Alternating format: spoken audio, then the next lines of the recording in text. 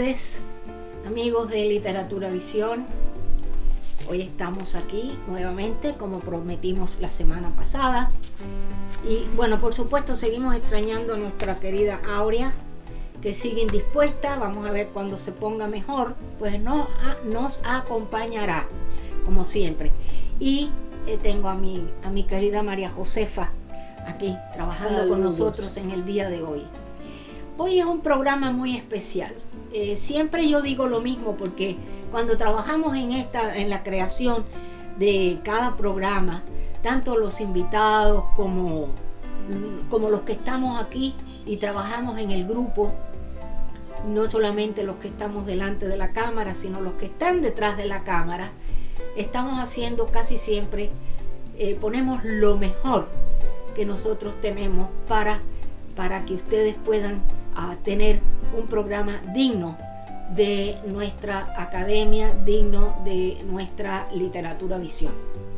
Hoy el programa sí tiene una especialidad, porque hoy vamos a hablar, y te voy a preguntar, María, porque cuando nosotros vinimos de Cuba, fuimos a lo que hoy es una universidad. En aquella ocasión estuvimos trabajando, estudiando para revalidar nuestros títulos. Así fue. Los que traíamos de Cuba, nuestras carreras, que ese fue el paso más difícil para todos los que venimos de otros países y venimos con una cátedra, con una profesión, con un título, que finalmente aquí dentro de los Estados Unidos hay que revalidarlos. Y estuvimos estudiando, estuvimos trabajando, y me recuerdo que uno de los profesores que más nos gustaba su cátedra, su trabajo, su horario para con nosotros, era el profesor de Literatura Universal. Sí. Y tú te acordarás que en una ocasión, porque fue una cosa muy interesante, todo lo que aprendimos allí, en una ocasión él presentó al alumnado, entre ellos estábamos nosotros, que creáramos unos grupos pequeños, unos equipos, para que trabajásemos sobre algunos autores. Bien, ¿te acuerdas, verdad? Entonces sí, nosotros dos nos pusimos de acuerdo y tuvimos la oportunidad de presentar a Ernesto Hemingway, que es el autor que nos toca en el día de hoy. Pero tú te acuerdas lo que pasamos para hacer aquello. Pasamos mucho trabajo porque estábamos con el idioma que no lo dominábamos como era necesario para aquel tipo de comunicación con los universitarios. Tan importante y tan grande. Pero amábamos al autor a tal manera que lo consideramos como familia. Como parte de la casa, de la familia. Right. Y en esa ocasión, pues claro, como siempre, cada grupo, cada equipo tomó una participación con algunos autores. Nosotros tomamos a Ernesto Hemingway y una de sus novelas, que en ese momento era la que más nos tocaba, fue El viejo y el mar. ¿Te acuerdas que hicimos un barquito pequeñito de papel, hicimos una escenografía, preparamos música, hicimos una maqueta, una manta de pescar tejida, chiquita? Y eso fue un trabajo espectacular para nosotros. Eso la hizo un pescador, uno que sabía hacerla, sí. Y nos la hizo chiquitica, y hicimos entonces un barquito pequeño de papel, preparamos una escenografía, una maqueta de tamaño mínimo, y teníamos entonces, en aquella ocasión habíamos acabado de adquirir una cámara de película, que eso sí. Casi todos los que llegan aquí tienen la oportunidad de hacer y de tenerla. Y entonces con aquella cámara, con aquel tocadisco, y de qué manera nos concentramos para hacer un trabajo, un pequeño video de El viejo y el mar. Aquí está el libro, famoso libro, la famosa novela que siempre nos va a tocar, porque en esta novela, cuando terminamos de presentar, cada grupo, cada equipo, como les decía, presentó su trabajo, y cuando el profesor vio nuestro video, porque cuando nos llamó a presentar el trabajo nuestro, le dijimos: espérese, tenemos un video, tenemos una película. Estamos haciendo una película. Y pusimos la película. Y el hombre se quedó, aquel profesor. Él se reía nada más cuando le íbamos a comentar cómo iba el trabajo. Ah, sí. Porque no creía. No creía en nosotros, No creía. no creía que estábamos haciendo. ¿Cómo va el trabajo? Sí, estamos haciendo. Y él se reía. ¿Y qué dijo al final? Al final dice, muchachas, quiero decirles que pueden sentarse en este triunfo en una copa de champán. Sobre una copa de champán. Y ese es el recuerdo que nosotros tenemos. Y para seguir haciendo un poco de historia, porque siempre este autor ha tenido tanto dentro de su vida, de su biografía. Aquí tengo 2 recuerdos sumamente grandes ya dentro de la Academia Norteamericana de Literatura Moderna Internacional.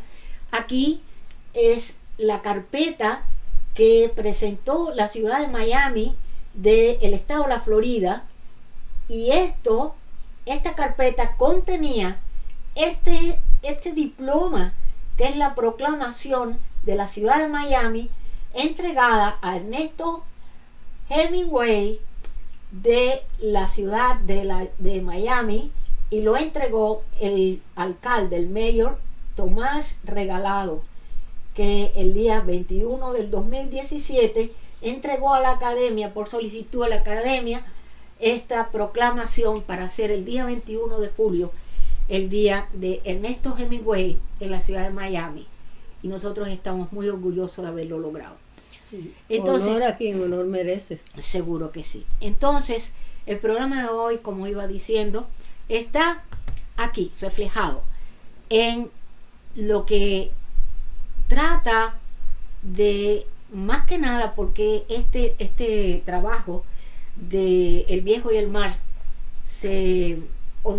por lo menos a mí, me llamó mucho la atención por un detalle que tiene el autor en cuanto a su obra, en cuanto a su trabajo, y es el arte del silencio. Dice como epígrafo, lamentablemente nadie nos enseña el poder del silencio. Se necesitan 2 años para aprender a hablar y 60 años para aprender a callar. Esto lo dijo Ernest Hemingway. La escritura del autor norteamericano, por parte de una contradicción clave, una prosa aparentemente límpida, pero que esconde múltiples ausencias y dice mucho más de lo que puede intuirse a simple vista. Igual que Borges, había nacido en 1899, pero así como el recuerdo de nuestro autor se vincula siempre con los libros, el de Hemingway nos trae a la memoria imágenes que lo evocan en distintas actividades que desarrolló a lo largo de su vida, con un arma en la mano, en una escena de caza, en un encuentro de boxeo o exhibiendo un trofeo de pesca. También fue periodista, corresponsal de guerra, combatiente por la República Española, experiencias variadas que considera indispensables como material para su verdadera y profunda pasión, que es la literatura. Porque además y sobre todo, Hemingway escribe sujetos a leyes rígidas por no beber. Escribe sujeto a leyes rígidas. Por ejemplo, no beber hasta haber terminado de escribir, no tolerar interrupciones, no dejar el texto hasta tener previsto de qué manera lo seguirá al día siguiente. Escribe guiado por su obsesión por encontrar la prosa perfecta. Mucho le debe en esta exigencia a su trabajo como reportero, que le brindó un excelente aprendizaje en la economía del término justo, y también a su docilidad para seguir las rigurosas enseñanzas de Gertrude Stein, su maestra en París, que lo sometió a la disciplina de la concisión. Su primera obra importante, Adiós a las armas, escrita en 1929, se inscribe en la serie de novelas acerca de los efectos de la guerra que publicaron en la década del 20 algunos de los integrantes de La Generación Perdida. Ya hemos hablado de esto en ocasiones anteriores. Quizás esa novela, Por quien doblan las campanas, en 1940, y El viejo y el mar, en 1952, sean los textos más recordados de Hemingway. Sin embargo, el cuento es el género en el que encuentra más acabadamente el vehículo para concretar su forma absolutamente particular de construir la narración. El relato secreto. En su ineludible tesis sobre el cuento, en su libro Formas breves, Riccardo Piglia sostiene que todo cuento relata dos historias. Si en la versión clásica la forma cuyas bases sentó Poe, la segunda historia se oculta hasta que aparece bruscamente en el final sorpresivo. El cuento moderno trabaja la tensión entre las dos historias sin resolverla nunca. Al respecto señala que es Hemingway con su teoría iceberg el que marca la síntesis de ese paso de una forma a otra. En el cuento moderno, lo más importante nunca se cuenta. Esta teoría funda la narrativa de Hemingway de la misma manera que lo sumergido en el agua, en lo que da estabilidad al iceberg. Lo que sostiene el relato es lo escondido. Eso aquí, en esta novela, es una de las que más muestra estos detalles que estamos hablando. Aquí está el pescador, aquel pescador que se pasa tres días en alta mar buscando el pez, y son sencillamente el silencio de él, sus pensamientos, lo que narra toda la novela. Es muy interesante, muy interesante ver, saber Santiago estando en el medio del océano, sin nada más que la lucha entre un pez y un pescador, y cómo mantiene al lector hasta la última palabra. Entonces, es teoría narrativa.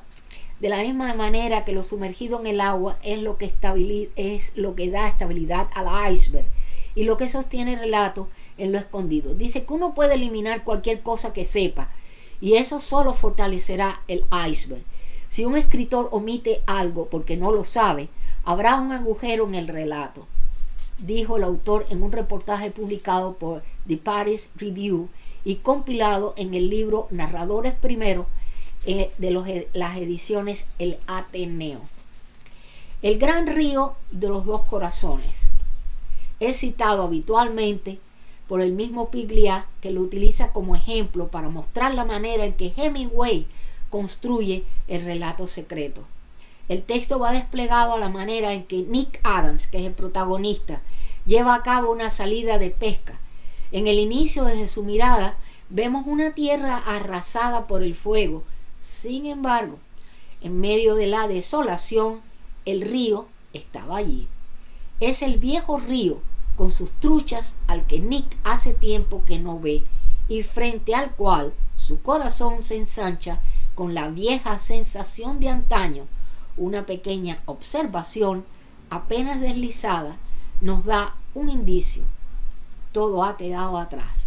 La necesidad de pensar, la necesidad de escribir y otras necesidades. El silencio de los diálogos. A diferencia de El Gran Río de los Dos Corazones, que esta novela importante de la que estamos hablando, construido fundamentalmente a través de la descripción, otros cuentos de Hemingway trabajan sobre el diálogo de manera casi excluyente. El clásico ejemplo, Los Asesinos, que comienza con la entrada de dos hombres en una cafetería. La mitad del relato es el diálogo entre los recién llegados, extraños en el lugar y sobre los que apenas tenemos algún dato. A pesar de ser distintos, van vestidos como gemelos. Hemingway enseña en sus cuentos el valor de un silencio que, como en música, está cargado de significación. Junto con William Faulkner, el otro gran maestro de la narración de la ficción norteamericana del siglo XX, instalaron la posibilidad de construir una narración alrededor de un vacío. De esta manera, no solamente abren el camino a una nueva forma de escritura, sino también de lectura, más atenta, más exigente, más abierta al encuentro de una multiplicidad de significados.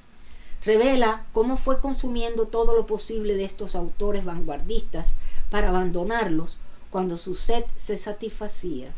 El libro, entre otras historias, asegura que tras su participación en la Gran Guerra, 2 meses manejando ambulancias y recibe la baja al ser herido en Italia, Hemingway regresa a Michigan para interpretar el rol de veterano profesional en diferentes entrevistas y que hizo algo muy similar antes de llegar a París.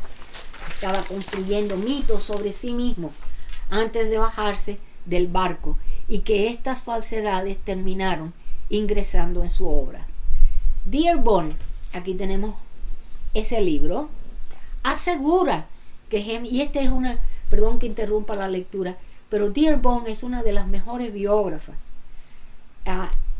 norteamericanas sobre la vida de Hemingway. La recomiendo, pero además recomiendo este otro tomo que tengo aquí al lado, que es de Ricardo Kuhn. Él es miembro de honor de la Academia Norteamericana de Literatura Moderna Internacional y él reside en Patagonia. Es uno de los mejores investigadores sobre la vida de Ernesto Hemingway.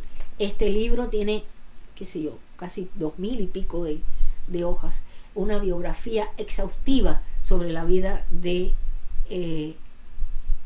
Ernesto Hemingway, El último león. Lo recomiendo. Y sigo. Dearborn asegura que Hemingway comenzó a traicionarse a sí mismo en lo relativo a la exactitud de los datos, tanto en su labor periodística como en su obra literaria. Intenta de manera constante sobredemostrar la autenticidad de sus afirmaciones. Cuando se usa la palabra verdaderamente tantas veces, la autenticidad realmente se pierde. Así escribió. Hemingway es el especialista de la ambigüedad y del juego de pistas. La alusión reviste varias formas en su obra, pero es preferentemente implícita. La alusión se percibe por el progresivo establecimiento de una codificación a veces desconocida del lector o de una ritualización.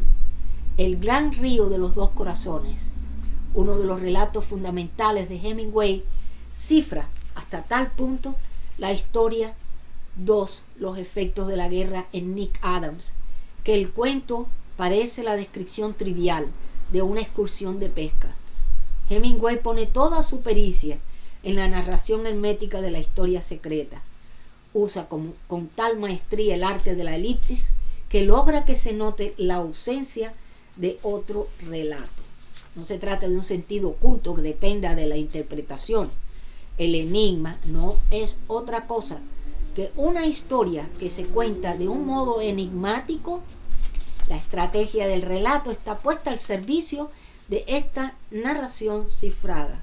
¿Cómo contar una historia mientras se está contando otra? Esa pregunta sintetiza los problemas técnicos del cuento.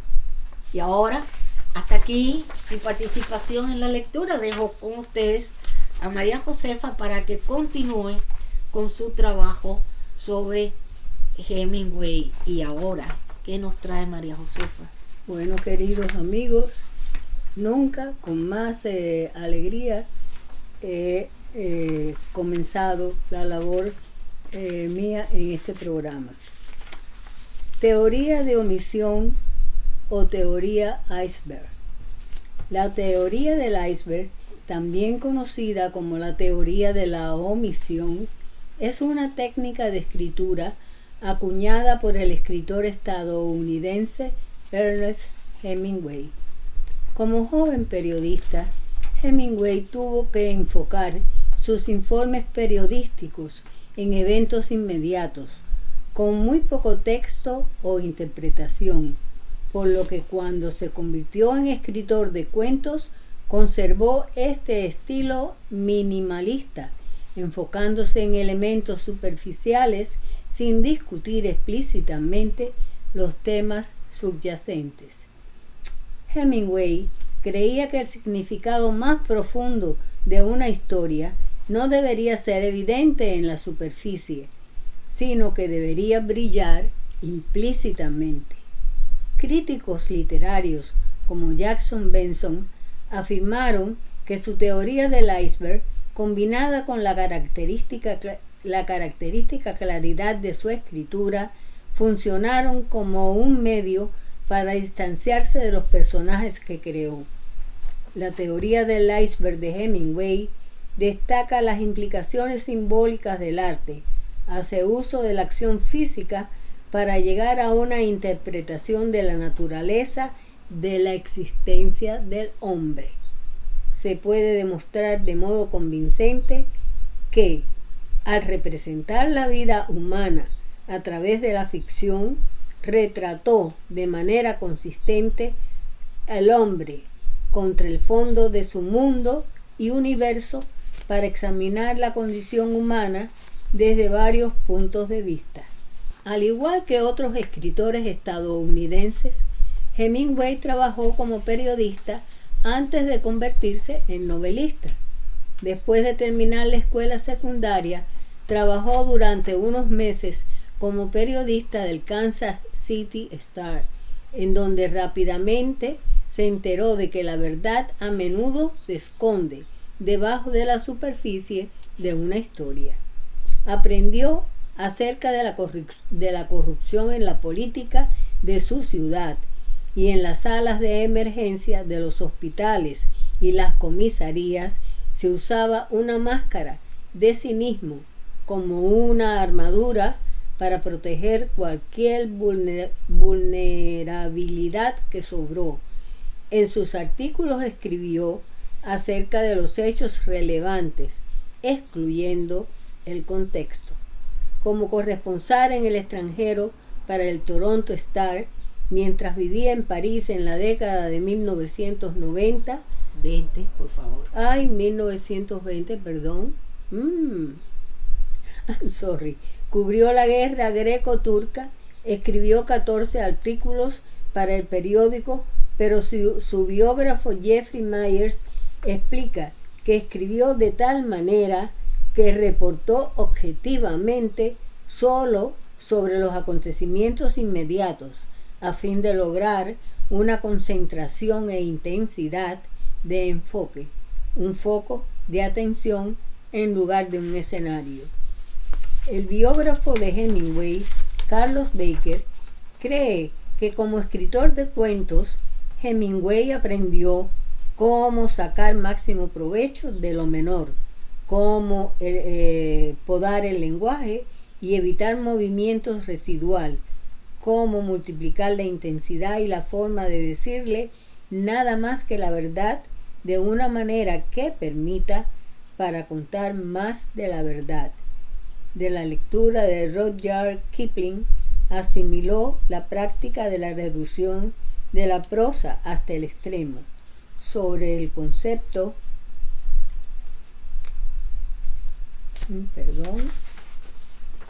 de la omisión, Hemingway escribió en The Art of Short Story: se podría omitir cualquier parte sabiendo que lo está omitiendo, y la parte omitida reforzaría la historia y haría que la gente sienta algo más de que entiende.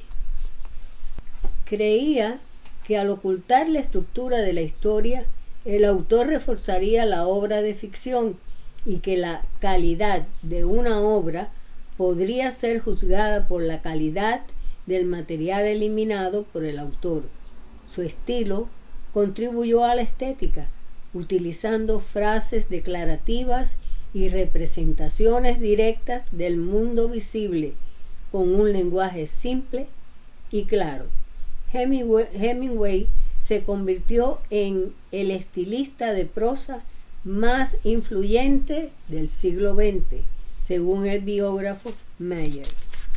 Ernest Hemingway el gran macho o fabulador de literatura. A través de su obra literaria, el gran escritor estadounidense construyó un estereotipo de virilidad que aún sigue vigente.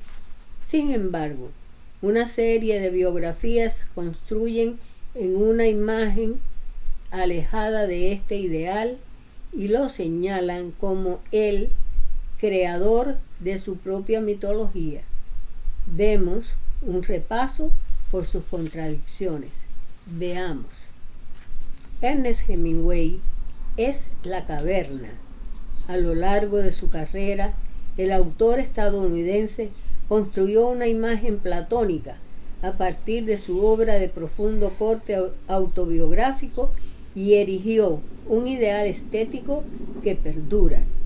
Fue un tipo duro, irascible, valiente, un hombre que no dudaba en dar puñetazos si era molestado, en disparar un arma, así su final, y que cuando el peligro acuciaba era el primero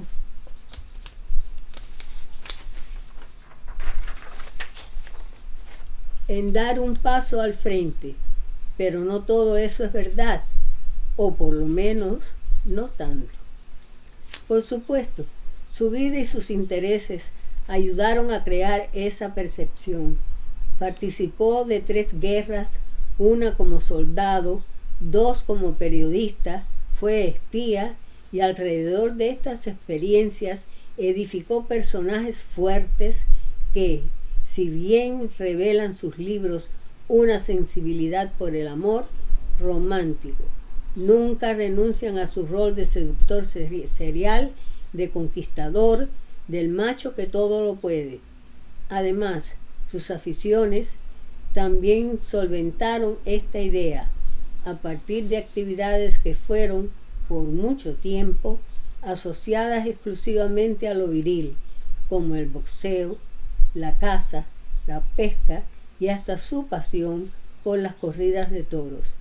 El premio Pulitzer en 1953 y el Nobel en 1954 son la caverna, un hombre que se detestaba socializar en sus momentos creativos, pero que no dudaba en sentarse por horas, vaso de alcohol en mano, a relatar historias, sus historias, donde fortificaba aún más los cimientos de aquello que luego podía corresponderse con letras de molde. Hemingway construyó como nadie toda una mitología sobre sí mismo. Fue un gran fabulador y quizás por esa gimnasia constante, uno de los grandes escritores de la historia. Nació el 21 de julio de 1899 en un suburbio de Chicago, hace 123 años. Durante su niñez, los lagos del norte de Michigan se convirtieron en su salón de juegos y fueron la semilla de esa pasión por la aventura al aire libre. Allí aprendió a cazar, pescar y acampar en los bosques en compañía de su padre. Permiso. En una carta a Horace Liveright, editor de En Nuestro Tiempo, escribe: mi libro será alabado por los intelectuales y puede ser leído por los ignorantes. No hay nada escrito en él que alguien con una educación secundaria no pueda leer. Estos cuentos, publicados en 1925, en palabras de Harold Bloom, son obras maestras, fáciles de parodiar e inmunes al olvido. Y en las de Richard Piglia, allí el autor lleva al límite su técnica.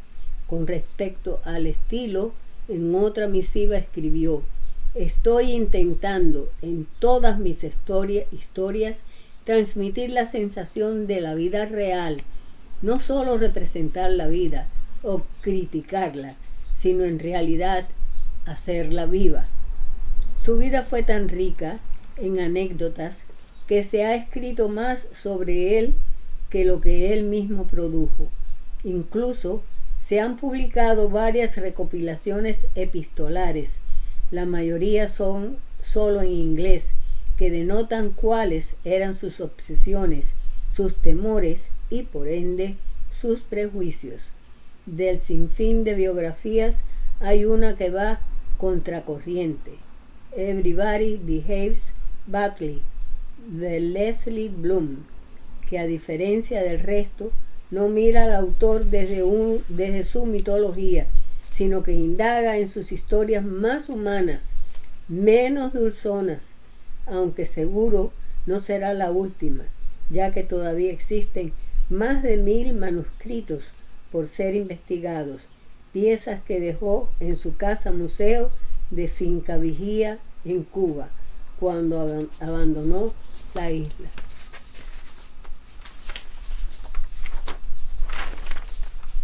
En aquellos míticos años 20, el autor del Viejo y el Mar comenzó una relación con los autores Gertrude Stein, James Joyce y Ezra Pound, y fue la propia Stein, la madre del modernismo literario, quien lo cobijó y le pidió a sus nuevos amigos que ayudaran al joven escritor por los peldaños de una carrera. En octubre de 1954 recibió el Premio Nobel de Literatura por su maestría en el arte de la narración, demostrando recientemente que El Viejo y el Mar, y por la influencia que ha ejercido sobre el estilo contemporáneo, el legado de Hemingway a la literatura norteamericana, es su estilo.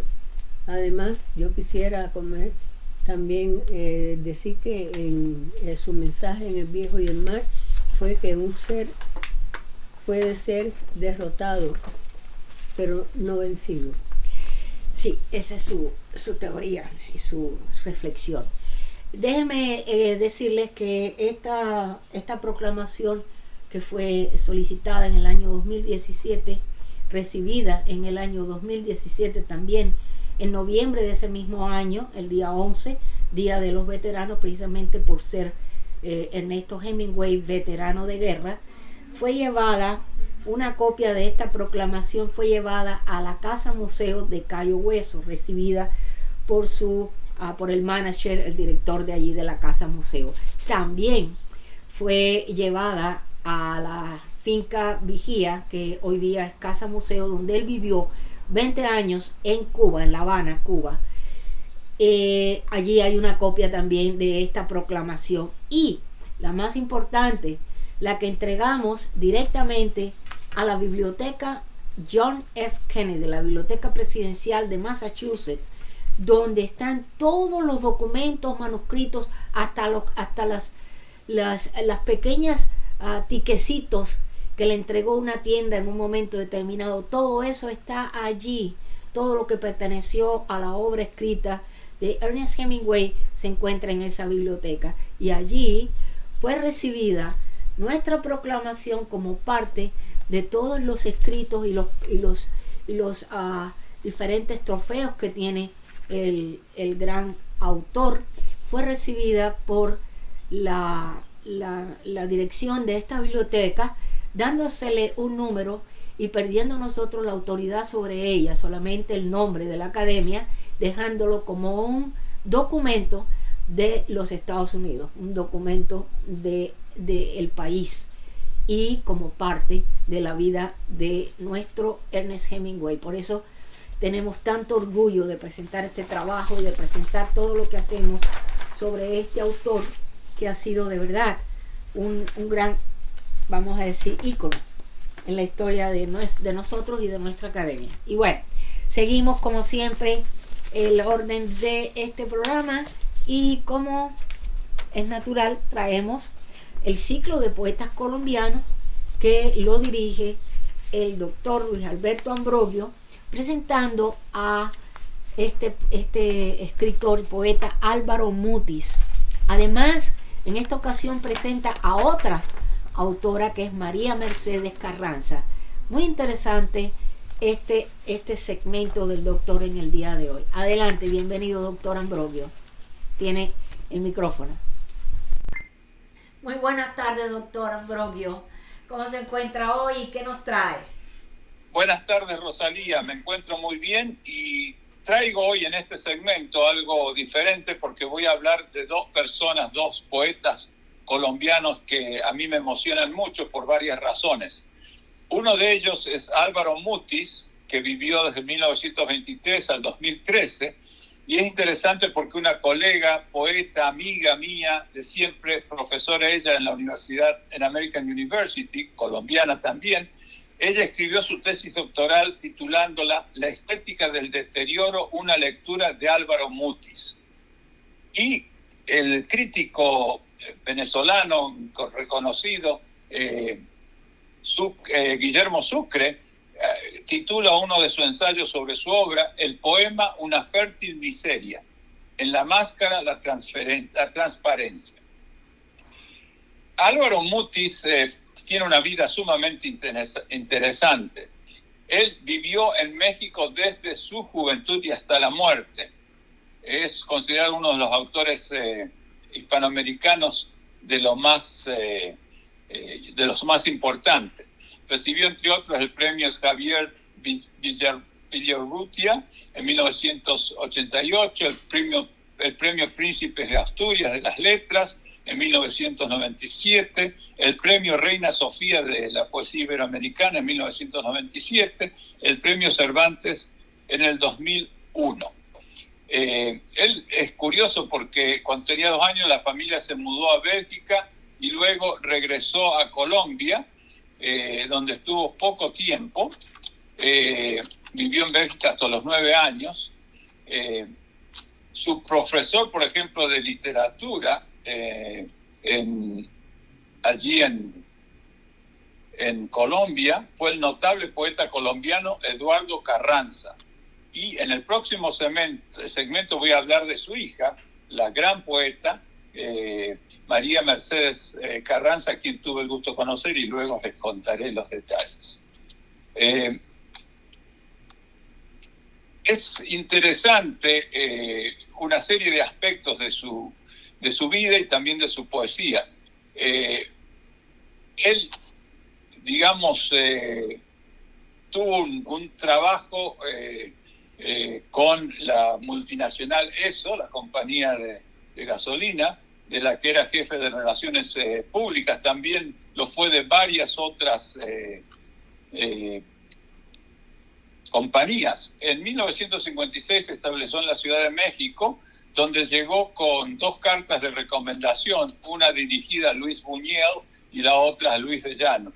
Y ahí tuvo oportunidad de hacerse amigos de, por ejemplo, Octavio Paz, Carlos Fuentes, Emilio García Riera, Luis Buñuel, entre otros.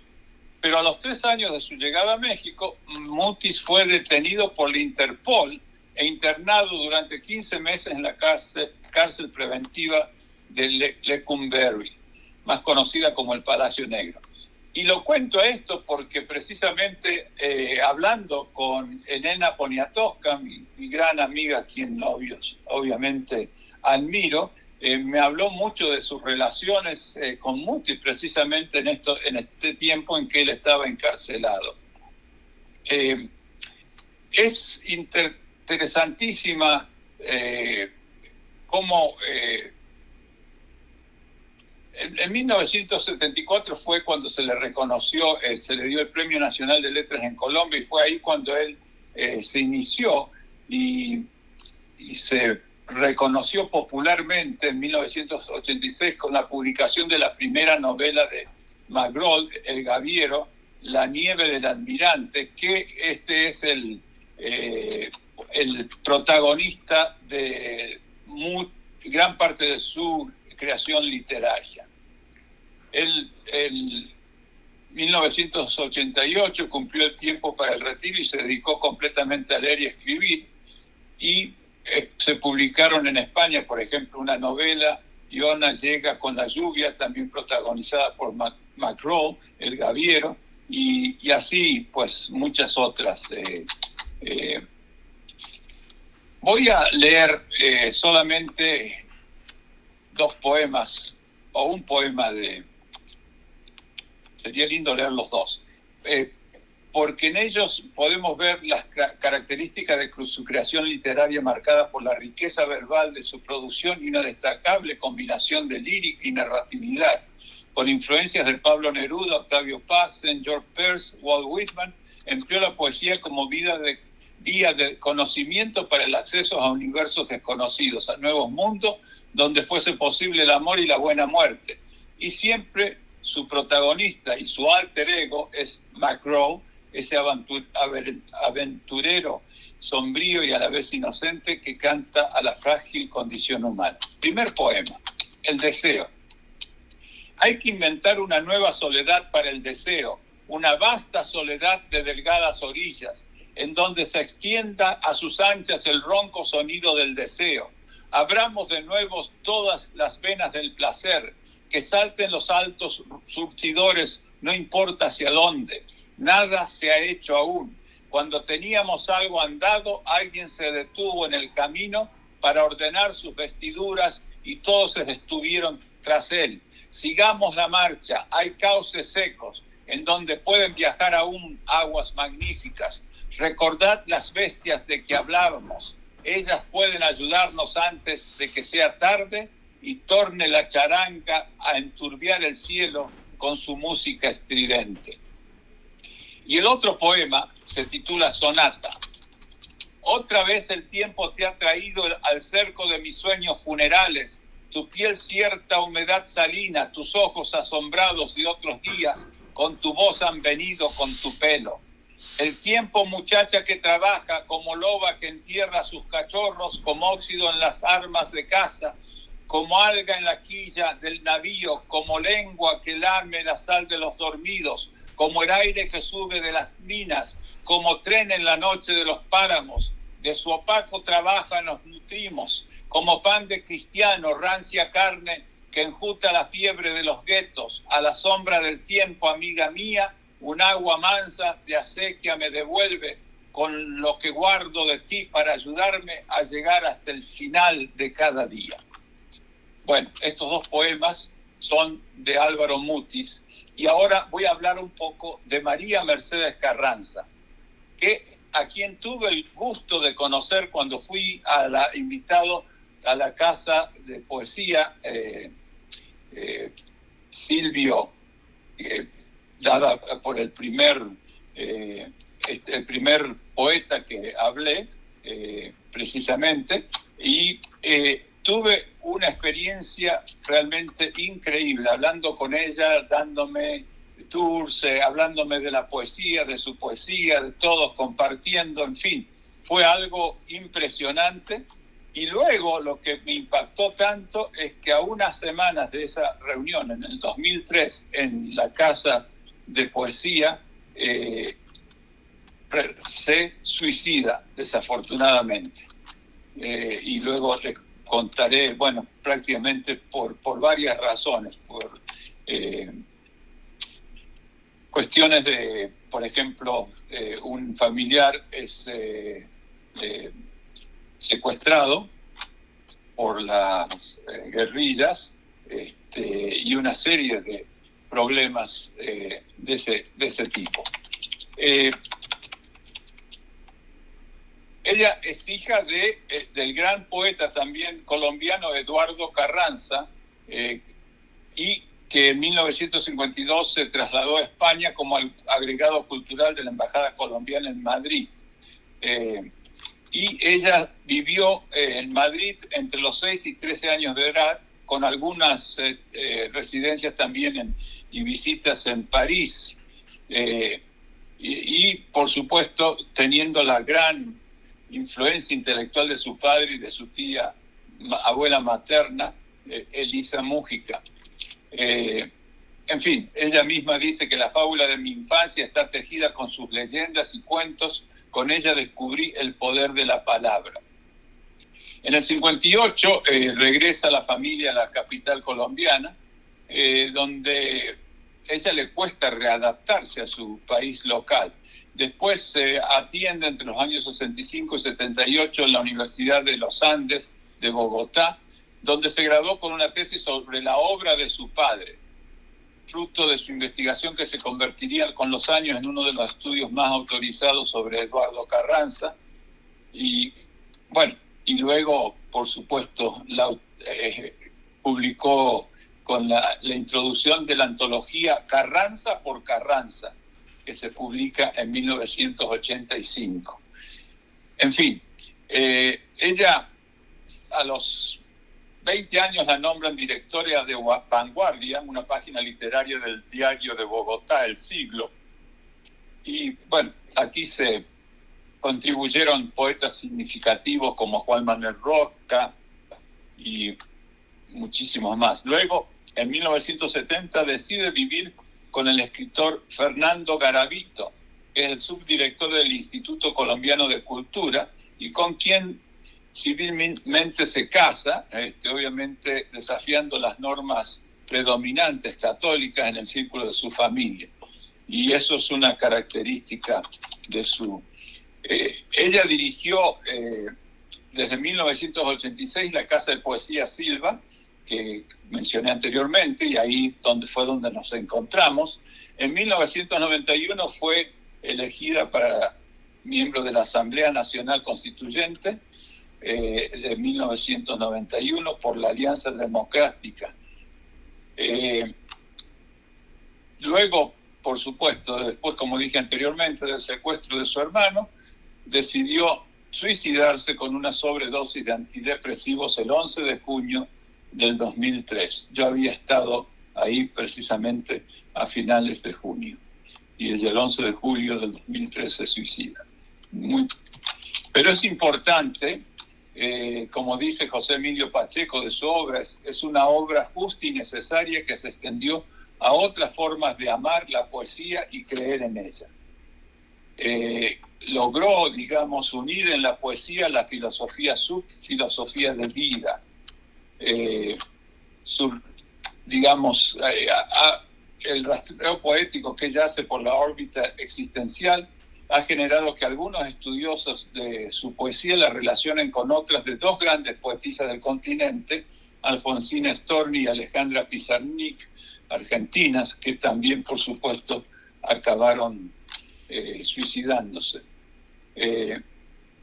Lo resume así Lucía Tono, dice: el efecto lúdico e irónico de la poesía de Carranza puede leerse como testimonio de lo que significó ser mujer en la Colombia del siglo XX, pero también se ubica dentro del escepticismo que la misma Carranza señaló como característico de la llamada poesía postnadaísta, y que otros, como el ya citado Alström y el escritor Harold Alvarado Tenorio, con quien he compartido muchísimos encuentros poéticos, consideran un rasgo distintivo de la generación desencantada a la que la ubican a María Mercedes Carranza.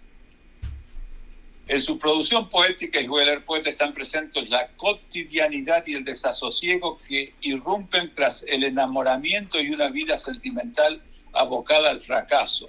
También la desilusión producida por estados de infelicidad, así la soledad, el miedo y los recuerdos se abordan con total franqueza, siendo el reflejo último de los fantasmas de la autora. Por otro lado, en su obra existe una conciencia crítica de la situación cruenta y desgarros que afecta a la sociedad colombiana. Hoy pienso, este es un poema, y el segundo poema es La Patria, que me gustaría que lo pusiesen, porque ella lo recita y aparece en YouTube y se puede poner. Entonces, el primer poema dice: hoy pienso especialmente en ti y veo que ese amor carece de desmayos, de ojos artesiopelados y demás gestos admirables. Ese amor no se hace como la primavera a punta de capullos y gorjeos, se hace cada día con el cepillo de dientes por la mañana, el pescado frito en la cocina y los sudores por la noche. Se vive poco a poco ese amor entre tanto plato sucio, detrás del cotidiano montón de ropa para planchar, con gritos de niños y cuentas del mercado, las cremas en la cara y los bombillos que no funcionan. y otra cosa, cada tarde te quiero más. Y es del poemario Vainas y otros poemas de 1972, siendo Vainas el título de su primer poema, tan colombiano. Y el otro poema es La Patria, que si, digamos, lo pueden poner ella misma recitándolo, sería muy interesante. La Patria. Esta casa de espesas paredes coloniales y un patio de azaleas muy decimonónico, hace varios siglos que se viene abajo. Como si nada, las personas van y vienen por las habitaciones en ruina, hacen el amor, bailan, escriben cartas. A menudo silban balas, o es tal vez el viento que silba a través del techo desfondado. En esta casa los vivos duermen con los muertos, imitan sus costumbres, repiten sus gestos, y cuando cantan, cantan sus fracasos. Todo es ruina en esta casa. Están en ruina el abrazo y la música, el destino. Cada mañana, las risas son ruina, las lágrimas, el silencio, los sueños. Las ventanas muestran paisajes destruidos. Carne y ceniza se confunden en las caras. En las bocas, las palabras se revuelven con miedo.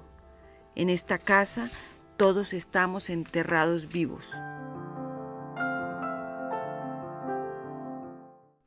Continuando con el orden del programa, traemos las anécdotas del profesor, y esta está dirigida por el director de la Academia Norteamericana de Literatura Moderna Internacional en el Reino de España, el doctor Juan Francisco Santana. Adelante, Juan Francisco, bienvenido.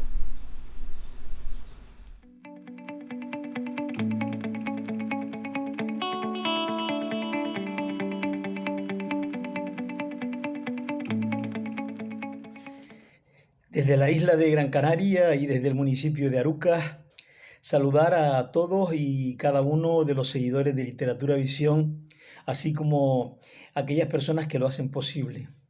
Hoy les voy a hablar desde aquí, desde Canarias, de la antropología lingüística.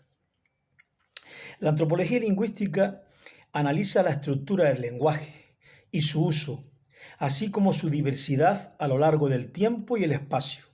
También abarca las relaciones entre lenguaje, sociedad y cultura, y los cambios que experimenta el lenguaje con el transcurrir de los años. Curiosamente, en un mismo tiempo y espacio, el lenguaje cambia según las características de sus hablantes, pues no se utiliza el mismo lenguaje en las aulas de la universidad o, por poner un ejemplo, en una lonja de pescado. También hay diferencias entre el lenguaje rural y el lenguaje urbano, aunque la globalización y la informática han producido cambios muy profundos a tal respecto. Y dentro de la misma ciudad se pueden encontrar diferencias según los grupos humanos que se estudian. La sociolingüística se encarga de investigar las relaciones entre la variación social y lingüística. La diversidad lingüística refleja variables sociales como la región, el género, la clase social, la ocupación o la etnicidad, entre otras. Ya que este espacio se emite desde las Islas Canarias, he de decir que el español hablado en este archipiélago tiene sus características, y así tenemos la Academia Canaria de la Lengua, creada el 21 de diciembre de 1999, según acuerdo del Parlamento de Canarias. Antes que el español llegara a las islas, a fines del siglo XV, aquí se hablaba el amasij, una lengua bereber del norte de África que llegó a las islas con las primeras poblaciones que arribaron desde dicho continente alrededor del siglo V antes de nuestra era, creando con el paso del tiempo una cultura propia.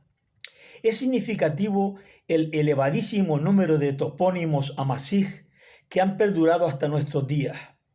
Arucas, el lugar donde vive este que les habla, Tamaraceite, Taganana, Tegueste, Tenoya, Agulo, Tacoronte, Taiche, Artenara, Firgas, Teror, Agüimes o Tasarte. En el lenguaje de las islas también se mantienen algunas palabras amazigh, como pudieran ser balo o un arbusto de costa, el beletén o la primera leche de la cabra después de parir, la bimba, una piedra arrojadiza, el bicácaro, una especie de árbol, la gambuesa, que es un corral colectivo de ganado, el tagoror, que es un círculo de piedras, el gofio, que es la harina de cereales, y un larguísimo etcétera. En un libro titulado Achicaxna Saxo Agual, cuyo autor es Agustín Gajate Barahona, en el año 2013, escrito en amazigh y en español, podemos leer el siguiente poema. Hanidón Adeyaamen, Ayatimán Chahañán, Sahaca, Datanaka, Gandingaca, Gualdaca, Agualaca. En lengua española sería aproximadamente perdidos bajo las aguas, bajo los montes, en cauces de barrancos, nuestra suerte, nuestro valor, nuestra insolencia, nuestra lucha, nuestra voz. El próximo programa seguiré hablándoles del español que se ha hablado y se habla en las Islas Canarias. Muchísimas gracias desde Canarias para todo el mundo. Un abrazo grande. Ahora, como siempre, los anuncios de Alba Lerner. Corre video. Buenos días a todos, estimados amigos de Literatura Visión. Quiero aprovechar la oportunidad que me brindan para invitarles a visitar nuestra biblioteca, en la que encontrarán libros y audiolibros de las más variadas temáticas y autores de todas las épocas y nacionalidades. Les ofrecemos poesía, ensayo, cuentos, novelas. Todo lo que pensamos puede gustar a nuestros lectores y atraerlos para hacerles amar la lectura. Ese es nuestro único objetivo, el promover el amor por los libros y el respeto por los autores, muchos de los cuales casi han pasado al olvido, y son precisamente esos los que nosotros queremos rescatar para que los miles de lectores que nos visitan a diario puedan disfrutar de la belleza de sus obras. Cervantes, con su Don Quijote de la Mancha y las novelas ejemplares, Jorge Isaacs, con su novela María, Gustavo Adolfo Bécquer, con las rimas y leyendas, Santa Teresa de Jesús y cientos de autores más, le esperan en nuestra página. Muchas gracias. Saludos y mis respetos desde España. Ahora, en Los Estelares, presentamos al doctor Ernesto Can. Es el presidente del capítulo Israel de la Academia Norteamericana de Literatura Moderna Internacional.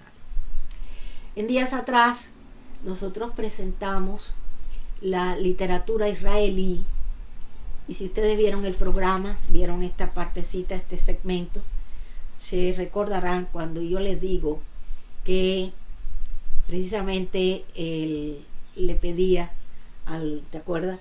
Al doctor Kahn que fuera indulgente en su crítica, porque estábamos tocando un asunto bastante serio dentro de la literatura israelí, que en algunas ocasiones y para algunas personas puede ser un producto literario nuevo.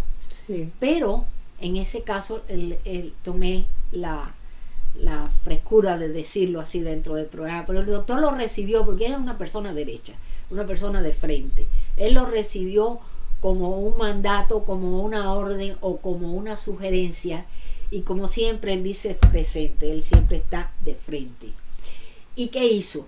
Nos mandó una nota que quiero leerla antes de continuar el programa, porque esta nota fue muy, muy interesante y a mí me llamó la atención, porque yo digo, bueno, yo hice este comentario en público y él me escribe esto que yo quiero compartir con ustedes, porque esto es parte de ustedes también. Y dice: queridos amigos de la Academia Norteamericana de Literatura Moderna Internacional, a su presidente Rosalía, bla, bla, bla, quiero hacer un comentario al capítulo 27 de Literatura Visión con su seminario de literatura israelí, dedicado a la literatura hebrea moderna, que fue una brillante presentación con mucho valor educativo. Agradecemos estas palabras. Un aspecto que es cardinal comentar sobre vuestro correcto análisis, por no ser suficientemente conocido, es el haber destacado la significativa importancia del idioma español en Israel y en el mundo judío sefaradí. Perdón. Ustedes han hecho un trabajo eficiente de mucha calidad y presentado con agilidad y simpatía, característica que ya es tradición en Literatura Visión. Obviamente que tratándose de un desarrollo muy profundo de la creación literaria, que continúa intensamente hasta nuestros días, queda para el futuro tratar la literatura hebrea contemporánea de la segunda mitad del siglo XX y lo que va del XXI, asunto que con acierto fue aclarado durante la presentación de este capítulo de Literatura Visión. Mis más calurosas felicitaciones por todo lo que hacéis por la literatura universal y su doncella, la poesía. Qué lindo. Reciban también mi agradecimiento por destacar mis personales trabajos poéticos y de pintura artística, reiterando mi voluntad de seguir colaborando con este esencial programa cultural y académico. Me despido de ustedes con mi mayor consideración y admiración. Doctor Ernesto Kahn, académico de honor y presidente capítulo Israel de la Academia Norteamericana de Literatura Moderna Internacional. Y hoy en Estelares viene nuestro querido presidente del capítulo Israel y nos trae en los estelares de hoy, acompañado de su vicepresidente, la señora doña Bella Clara Ventura, con poemas, pinturas y un trabajo maravilloso con un cuento al final. Así es que ahora los dejamos en compañía de estos dos señores que van a tratar un tema interesantísimo para que ustedes puedan disfrutarlo. Y mientras tanto, nosotros nos vamos y seguimos por más hasta la semana que viene. Invitados todos. Así es. Muchas gracias a Literatura Visión por esta invitación. Nosotros vamos a presentar hoy el asunto de las revoluciones sociales y tecnológicas que generan choques culturales entre generaciones. Quiero agradecer y saludar muy especialmente a toda la Academia Norteamericana de Literatura Moderna Internacional, en nombre de su presidente, Rosalía de la Soledad, y todos nuestros amigos de allí. Las revoluciones sociales y tecnológicas generan choques culturales entre generaciones. Estas serán más grandes cuanto más violentas e intensas son. La primera revolución, la agraria, hace 10.000 años, fueron por cambios climáticos y por el hambre. Se crearon asentamientos urbanos, religiones, divisiones del trabajo, roles sociales, organización política nueva, nueva hegemonía de género, el patriarcado y muchísimo más. La segunda revolución, la industrial, por el Renacimiento luego de la peste negra, en el año 1553, estableció nuevas relaciones políticas, sociales, internacionales, laborales, artísticas, económicas, de transporte, geográficas y tanto más. Y luego apareció la industria, y apareció la democracia, y aparecieron nuevos viajes, el descubrimiento de América, y bueno, el Renacimiento realmente fue una verdadera revolución. La tercera, que estamos viviendo en este momento, que es la digital, es mucho más violenta que las anteriores, es decir, ocurre con una velocidad casi impresionante. Esto produce desconcierto y confusión en la gente. Esta gente está sorprendida y le cuesta adaptarse a los rápidos cambios. Nuestra presentación hoy respecto a este asunto es de un servidor, Ernesto Camp, presidente, y Bella Clara Ventura, vicepresidente primero, ambos del capítulo Israel de la Academia Norteamericana de Literatura Moderna Internacional. Este poema está basado en la inteligencia artificial que hice también esta escultura. Esta escultura es todo justicia, es transporte, etc. Ya van a ver ahora con el poema.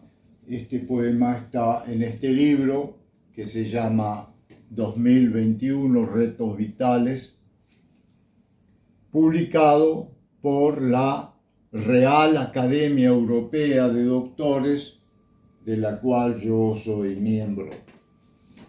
Bueno, inteligencia artificial es la programación inteligente de un nuevo mundo feliz. Recordemos que Mundo Feliz es el que escribió Aldous Huxley, el autor de ese libro del mismo nombre. Es la programación inteligente de un nuevo mundo feliz y la perfección del hombre en fuerza, exactitud y rapidez. Nuestras manos la inteligencia son nuestras manos y el mirar, los misterios desvelados en interconexiones lógicas, el bio y las geométricas plataformas. Y las tan complejas ecuaciones revueltas y resueltas a la velocidad de los electrones para el reemplazo sin dolor y sin elección del humano accionar. Todo. Medicina, gobernar, justicia, seguridad, las mejores sinfonías, el arte universal, robótica, jueces, maestros, diseñadores y hacedores de ciudades, poetas, pintores, todo eso por la inteligencia artificial. Los humanos estarán asalariados para nada hacer y disfrutar. Los robots lo aceptarán. ¿Hasta cuándo?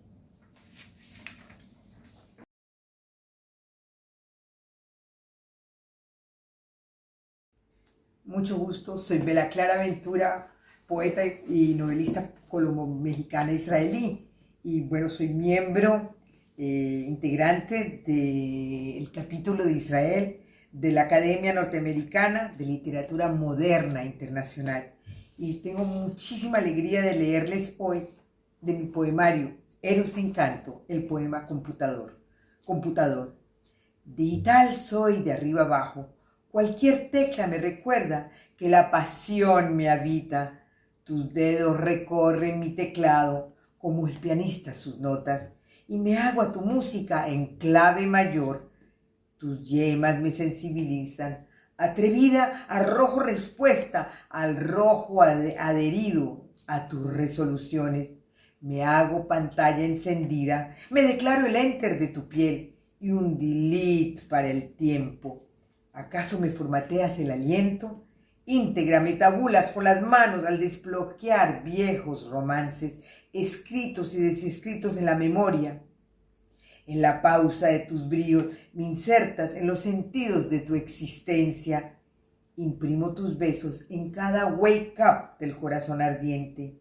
Toco el pulsor del inicio y empiezas una y otra vez a acariciarme como si fuese por vez primera. Me adueño de tu poder. Cuando prendes nuevamente el escape, nos fugamos a inconfesables lugares donde el mimo se plasma en cada arranque, dispuesto al recomienzo del abrazo y al olvido de otros manoseos. Me penetras cuando mis deseos imprimes y duermo el cansancio de una tocata en fuga de la pausa, en el estreno de los arranques, entre los brazos de tantas posibilidades, permanezco en la impresora con la indeleble huella de tu control. Multiplican mi ser. Ventanas abiertas salen a relucir. Soy ícono de tus travesías. Navego las memorias del disco duro de tu cuerpo mientras, coqueto y atrevido, el ratón hace de las suyas. Muchas gracias. Un abrazo gigante. Este cuento tiene que ver con esa confusión y desconcierto de las entre generaciones, de la generación más adulta, por no poder adaptarse a la situación de la revolución digital. El cuento fue primer premio en el certamen internacional SER en el año 2015 y se llama MQMPN. ¿Me quiere mucho? Poquito, nada. Hace 2 años tuve un impulso y entré en un negocio de artículos electrónicos. Me deslumbré, refrigeraciones que lo hacen todo, cocinas de ensueño y lo mejor, televisores de muchos tamaños, pero todos proyectando lo mismo, cataratas, paisajes y montañas. No alcancé a preguntar y ya tenía ofrecimientos de cuotas, garantías y un futuro asegurado. ¿Un futuro asegurado? ¿Qué es eso?, pregunté.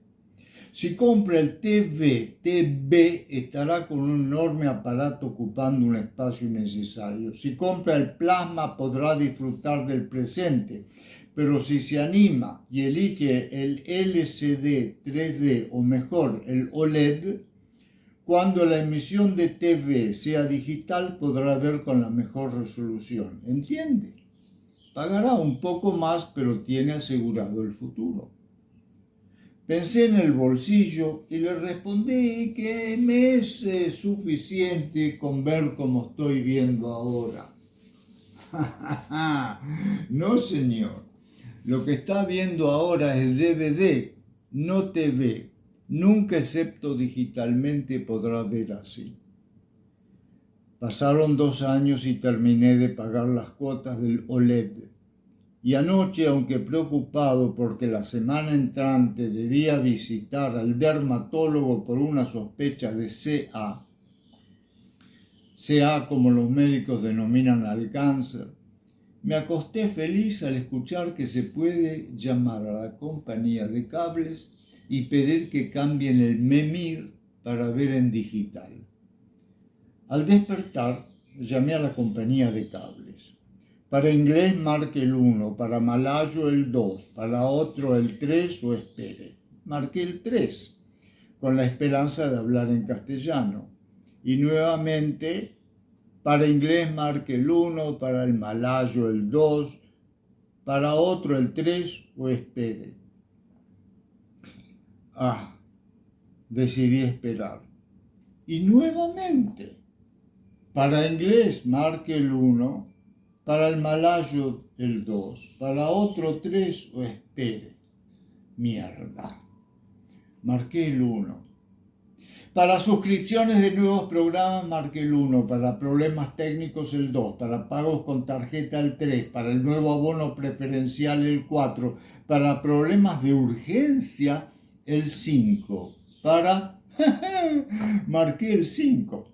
Total, ¿qué me podía suceder? Entré en el concierto de las 4 estaciones de Vivaldi en solo de xilofón. Al cabo de 5 minutos, gracias por conectarse con la eficiente, el mejor servicio de TV por cables. Todas las líneas están ocupadas. Espere, por favor. Volvió Vivaldi.